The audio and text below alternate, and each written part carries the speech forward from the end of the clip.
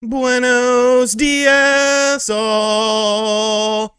Do you want your own custom Buenos Dias message? I'm on Cameo now. Check out the link in the description box down below. Sign up. I'm securing the bag, baby. I'm securing the bag. But you're not here to hear about me shill all of my good stuff. You're here to hear about video game news. And we have some stories going on that I definitely need to talk about. And Sonic the Hedgehog fans, you're going to get upset. You're going to get a bit upset with me, but you know what? I am an OG Sonic the Hedgehog fan, so I don't want to hear any lip from you. If this is your first time on the channel, be sure to hit that subscribe button, like, comment, and share the video around if you really enjoy it. But without any further ado, let's talk about what's going on in the world of video games, and we're going to start things off with Sonic Origins. Now, we talked about Sonic Origins like 2 days ago, saying that it was potentially coming very soon. We got a rating done for the Korean rating board, and so I was pretty confident in saying that this game was going to get announced and revealed as far as having a release date very soon, and sure enough it was. We got an information from Sega PR this morning revealing the Sonic Origins collection. We got a new trailer for the game, we got some pricing information, and most importantly we have a release date. This game will be coming out on June 23rd, perfect for that hot summer month when you can run around the course with Sonic the Hedgehog, and I mean, it looks pretty damn good. It looks what we pretty much expected it to look like, you know, widescreen mode. All the games have been sort of retooled from the ground up. You have Sonic 1, Sonic 2, Sonic 3, Sonic and Knuckles connectivity. We, of course, have Sonic CD as well, which I feel is a criminally underrated game. It has a really good soundtrack, too. It's very different than the other Sonic games, but as far as that time frame was concerned, but it does feel pretty modern now. So everything seems pretty good with this. You know, there's some extra crap in there, museum modes, all sorts of fun stuff. So I was completely on board with this, but now I went ahead and put my life vest on because I feel like I might need to jump ship with this. And I can't believe I'm saying that because I have such fond memories of these games. I want to experience them in widescreen mode, and you know, there's different modes you can do and stuff. There's all sorts of cool stuff, but here's the problem, kiddos. Here's the problem, the pricing structure. Who the hell thought this was a good idea? Who the hell thought, you know what, we need to make Sonic Origins arguably our most complicated pricing structure for a game ever, because this is what Sega came up with for the pricing structure of Sonic Origins. All right, so let's take a little look-see here. There's a lot of stuff going on here, like a roadmap. It's almost like a roadmap. We got a standard edition, a start dash pack, we got a premium fun pack, we got a classic music pack, and we have a digital deluxe edition. What the hell is all this? What is this? Why are there different modes and different things that are stopped behind certain packs? So you're probably wondering, well, you know, what comes in what pack and what's the pricing of these? Well, let's go ahead and break that down, shall we? All right, so the standard game is $39.99, which, I mean, that does seem a little bit high for some classic Sonic the Hedgehog games. I understand that they're reworked and stuff like that, but you know, 20, 25 would have made a little bit more sense with me.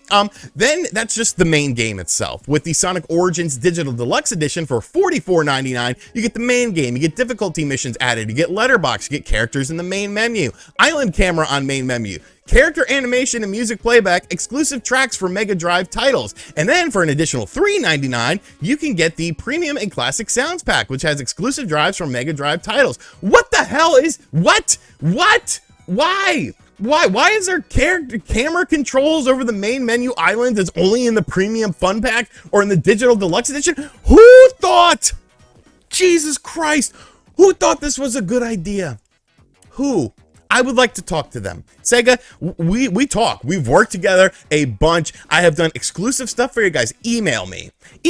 Reach out to me and tell me the thought process behind this. Tell me the logic behind having all of these things. Because at the end of the day, this, yes, they're classic Sonic the Hedgehog games, but it's still a pretty niche audience. It's me. I am the audience. Old men like me, and old women, of course, too, who grew up playing Sonic the Hedgehog. But we are the core audience for this. I don't understand why you just, I mean, if you want to do like two versions, like do a standard edition and a collector's edition, like that's okay. You know, I like physical goodies, but this is a nightmare. This is EA levels of bullshit. And I can't get behind this. I can't, why?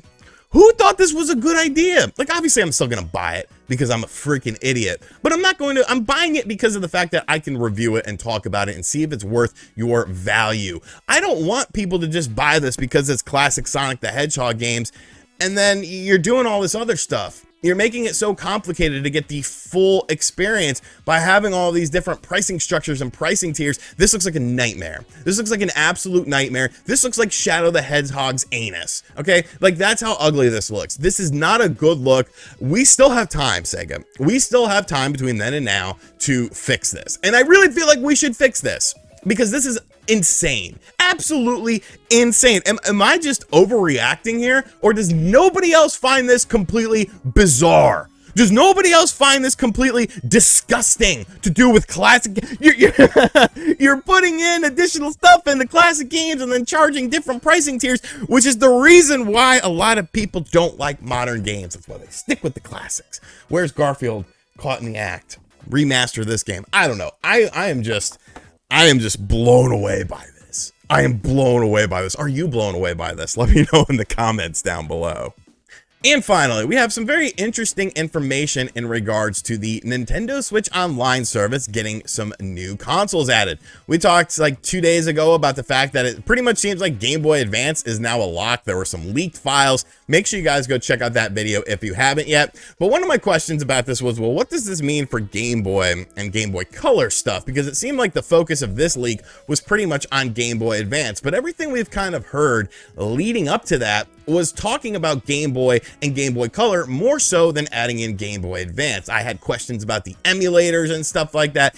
How does things run like that on the GameCube as far as the Game Boy adapter for the GameCube? All sorts of stuff. A lot of you guys let me know how that works out. So that was very cool. Thank you guys for that. I'm always trying to learn about technical jargon because I'm not very smart when it comes to technical stuff. But it looks like we are indeed getting this, and it looks like we actually have a little bit more proof to go alongside of it, and that is coming to us from insider Emily Rogers. Now, stop. For some reason, Emily Rogers has a very negative connotation nowadays, which I find to be absolute bullshit. I've known Emily for years and years. She's told me stuff off the record that ended up becoming 100% true, stuff that I didn't personally believe at all, but it ended up becoming 100% true. Some people like to hunt for Samus out there to get their information. Me, no. I will talk about Emily Rogers all day. Emily Rogers basically made a tweet back in September of 2021 talking about that Nintendo was actually testing things like Game Boy functionality with the N64. Looking at the tweet here, N64 on Nintendo Switch Online will have a much stronger library than the N64 and the Virtual Console. I had even heard tiny whispers about Pokemon Stadium, a game that never released on Virtual Console. I'm not sure if that still currently is in the cards though. There may be challenges with that.